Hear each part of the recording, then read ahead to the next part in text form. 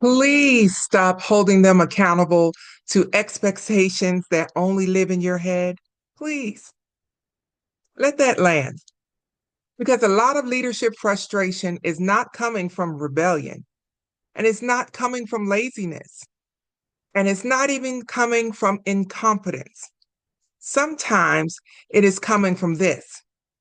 You are expecting people to execute against standard you never made visible. You are expecting consistency from people who were never given a consistent process. You are expecting ownership from people who were never given a clear framework. And you're expecting alignment from people who are still trying to decode what right means around here. And then when they miss it, the leader gets frustrated. But the team is not always failing because they do not care. Sometimes they're failing because the expectation was never translated. That is what we're talking about today. Because one of the biggest bottlenecks in leadership is not always the people. Sometimes it is the brilliance trapped in the leader's head. It is the process nobody wrote down, the standard that nobody documented, the workflow everybody is supposed to somehow just know, the cultural expectations that get enforced but never clearly explained. And when an organization runs like that, it becomes fragile by design. Because if the only manual is the leader's memory, then every decision, every correction, every question, and every delay eventually comes right back to the leader. That is not just inefficient, that's unsustainable. And it quietly teaches the team to stay uncertain. So today I want to talk about the undocumented organization because you cannot expect people to operate with confidence inside a system you never made clear. That is where we're going today, so buckle up. Let's start with the pattern. A leader hires smart people, capable people, skilled people, people with strong resumes, strong instincts, and strong potential.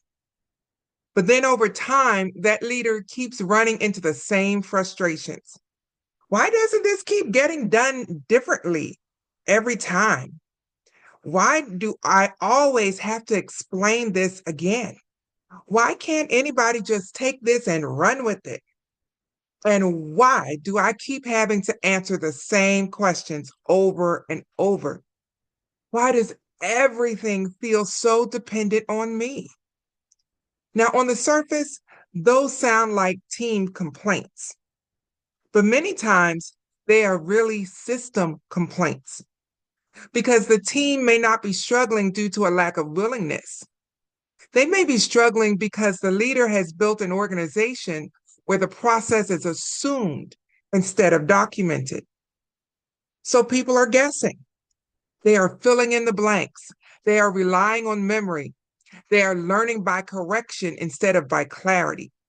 They are picking up cues from tone, reaction, and repetition instead of from a written standard.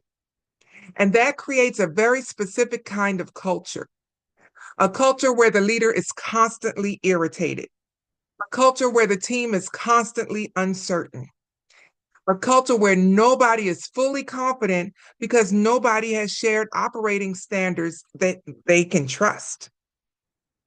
And then the leader says, why does nobody think ahead? Why am I still the bottleneck?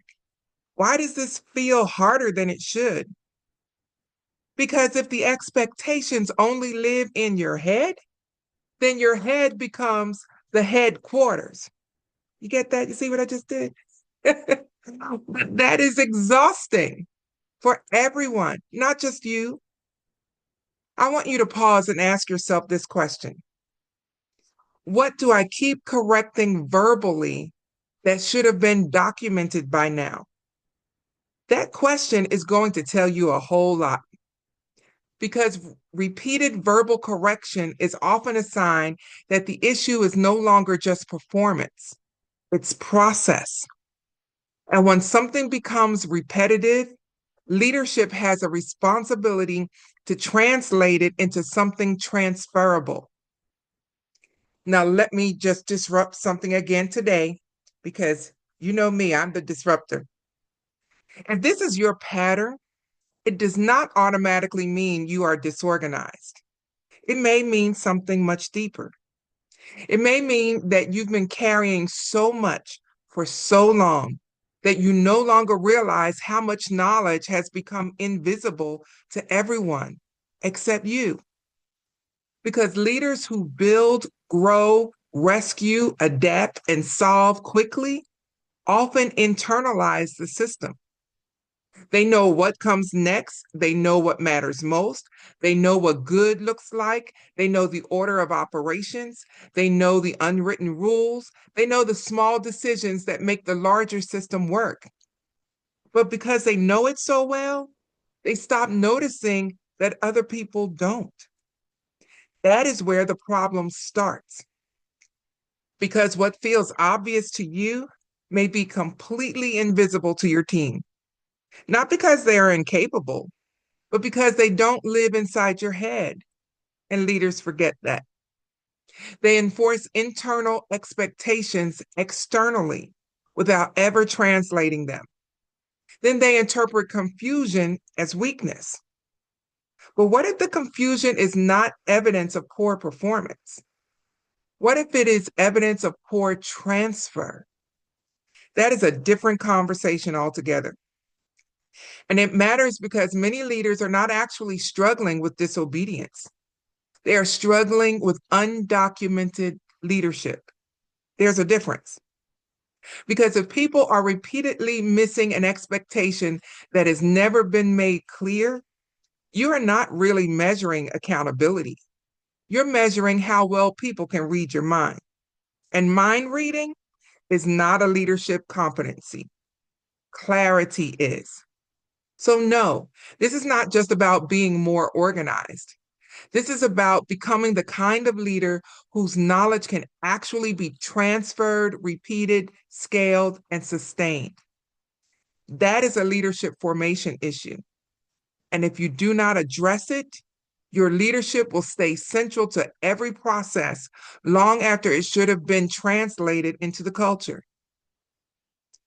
Now let's get to the heart of the tension. Your chapter 3, and I keep mentioning chapters because my book is soon to release April 20th. You definitely want to pre-order it so you don't miss it, because the video and the book work together.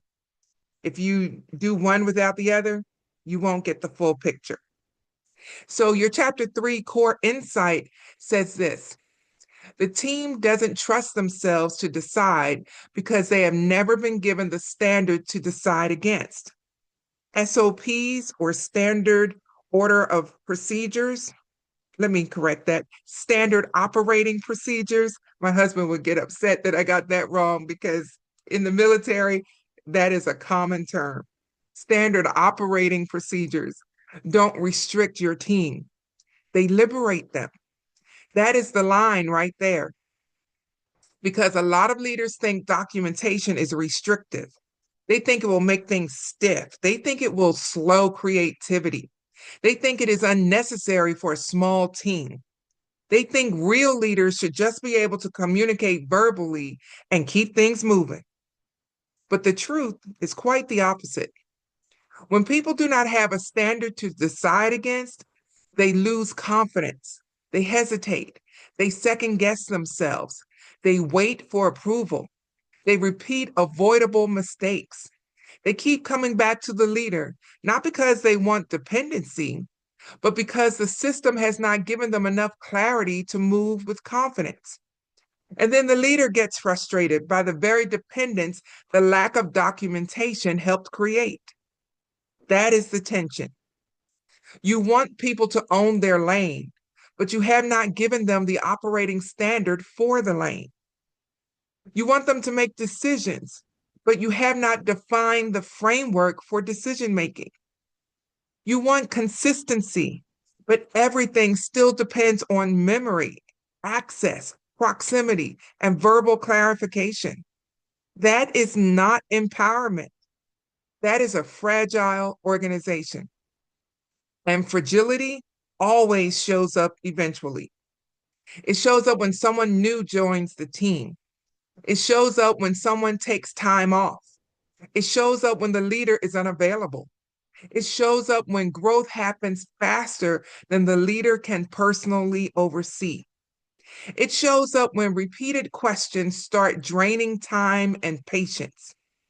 And it shows up when excellence becomes hard to reproduce because nothing has been made transferable. That is why this video matters. That is why chapter 3 matters in my upcoming book. Because undocumented leadership does not just create inefficiency, it creates institutional insecurity.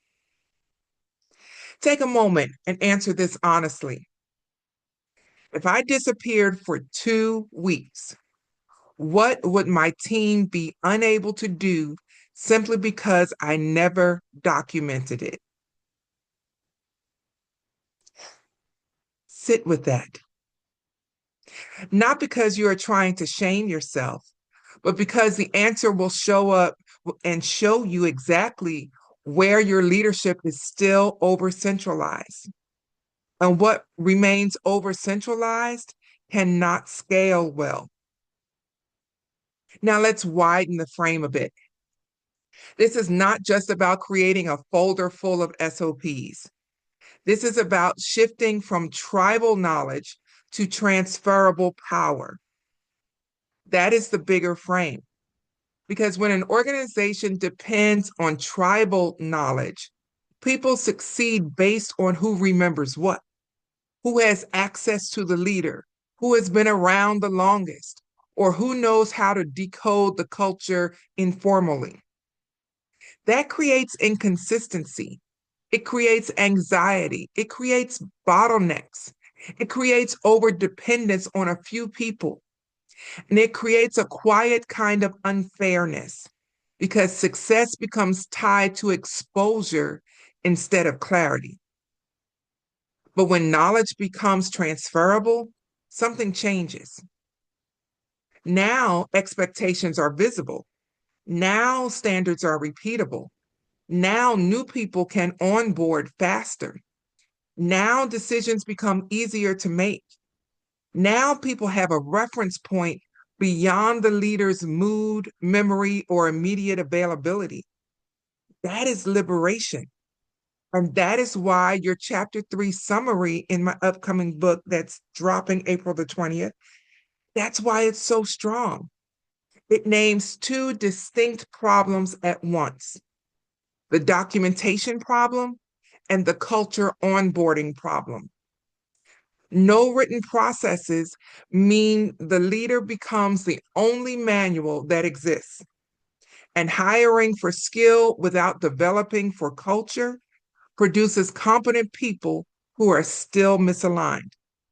That's the real issue. It is not enough to hire talented people. You have to build an environment where that talent can actually operate in alignment with the system you are trying to create. And alignment does not happen by osmosis. It happens by translation. It happens when the leader does the work to make the invisible visible. You know, when I was a principal and a teacher and an assistant principal, there was a saying that we had that said, make your thinking visible. This is what good leaders do. They make what's invisible visible for their teams. Not because people are unintelligent, but because leadership without transfer creates dependency. And dependency is expensive and expensive in ways you may not want to pay. Here's a practical exercise. Think of one recurring process your team touches regularly. Now ask yourself this: is this process clear enough that two different people could follow it and still produce a strong, consistent outcome? If the answer is no, that is not just a people issue. That's a systems issue. And systems issues have to be led, not merely complained about. Let me put it to you this way, leader to leader, your success is in your systems, and those systems that are transferred and translated and communicated to your team. That's where your success exists. So, how do you begin to fix all this? Let me give you several anchors. Number one, stop treating repeated confusion like a character flaw. If people keep asking the same question, missing the same step, or making the same type of mistake, there's a good chance the issue is not rebellion. It may be missing structure. That does not mean there is no responsibility on their side, but it does mean the leader has to ask a better question. What have I failed to make clear? That question changes everything. Number two, document what is repeated. You do not have to document everything overnight. But if something happens repeatedly, it deserves a home outside of your memory. That may be a process, a checklist, a decision tree, communication standard, an onboarding guide, a quality control rubric, or a simple step-by-step reference. Why? Because anything repeated should become transferable. If it stays trapped in your head, it stays expensive. Number three, distinguish documentation from bureaucracy. This is important. Documentation is not about creating red tape. It is about creating clarity. It is about reducing avoidable confusion. It's about increasing consistency. It's about helping people move faster with less uncertainty. And it's about making excellence reproducible. In business, we like to call putting things on rinse and repeat. That's what I'm talking about. That's not bureaucracy. That is leadership maturity. Number four, build culture on purpose, not by accident. Your chapter 3 material makes clear that skill without culture development produces competent people who are misaligned. That means your team needs more than tasks. They need context. They need to understand how things are done around here, why things are done this way, what quality looks like here, what judgment should guide decisions here, and what values shape the work here. Otherwise, they may be technically capable and still operationally off. Number five, create standards people can decide against. This may be the most important one. If you want your team to make decisions without you, they need a reference point beyond instinct. They need standards. They need to know what matters most, what is a non-negotiable, what success looks like, what principles should guide their judgment. Without that, they are not really deciding. They are guessing and hoping it matches your internal logic. And that is just not fair to them. Number six, understand that documentation is development. A lot of leaders think documentation is administrative work, but documentation is actually developmental work. Because every time you take what has been living invisibly in your mind and translate it into something transferable, you are creating conditions for other people to grow. That's leadership. Not just doing the work well yourself, but building a way for the work to be done well without constant dependence on you. So let me paint this picture for you today. A leader has built a strong business. She knows how everything works. She knows how to onboard clients. She knows how to prepare for meetings. She knows how to follow up. She knows what quality looks like. She knows the tone, the flow, the sequence, the decisions, the standard. But most of that knowledge lives in her head. So when she brings someone onto the team, the person starts asking questions, good questions, necessary questions, predictable questions. But the leader gets frustrated because in her mind, these things are obvious. She explains them once, then explains them again, then corrects the execution, then steps back in, then starts saying things like, I shouldn't have to keep explaining this. And from her perspective, that feels true. But from the team's perspective, the system was never fully made visible. So they are trying to perform inside a structure they can feel but cannot fully see. That creates insecurity. And insecure teams do not make strong decisions. They wait, they hesitate, they overcheck, they underown. They stay close to the leader because the leader remains the clearest source of truth in the system. So the leader gets more tired, the team gets less confident, and the organization becomes more dependent on the one person who most desperately needs it not to be. That is how undocumented leadership creates organizational fragility.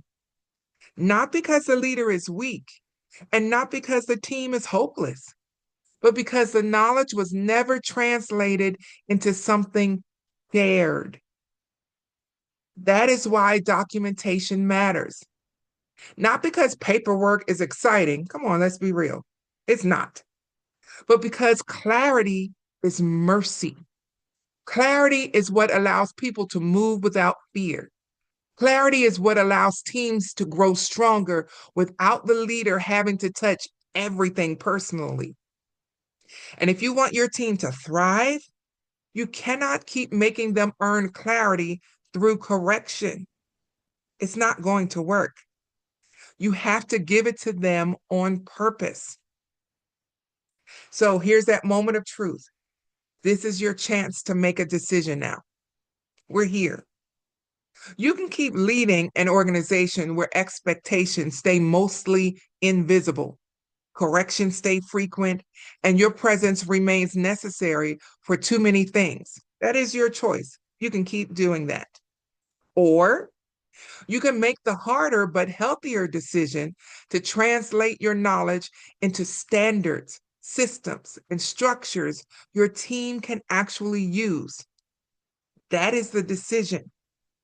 Do you want to remain the only manual, or do you want to build something that can outlast your immediate involvement?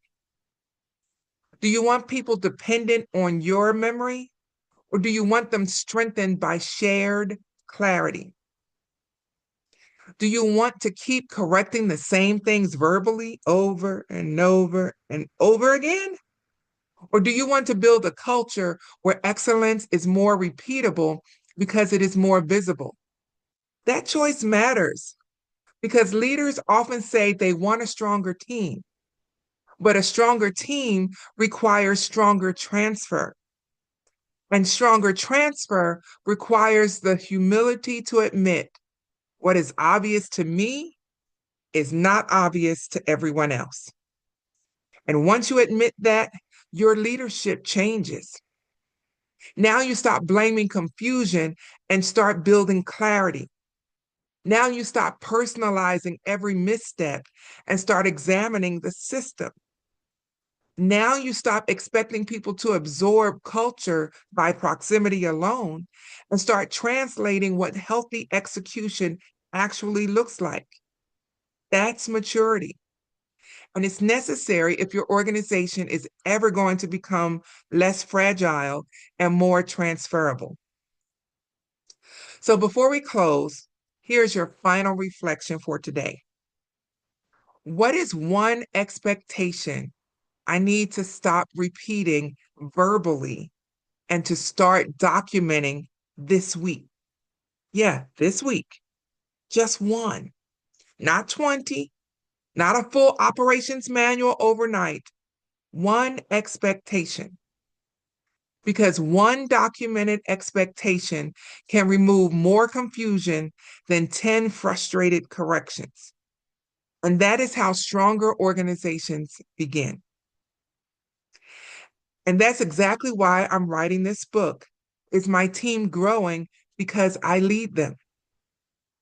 Because many leaders think their team lacks ownership, when sometimes the deeper problem is that the organization has never been made clear enough for ownership to truly grow.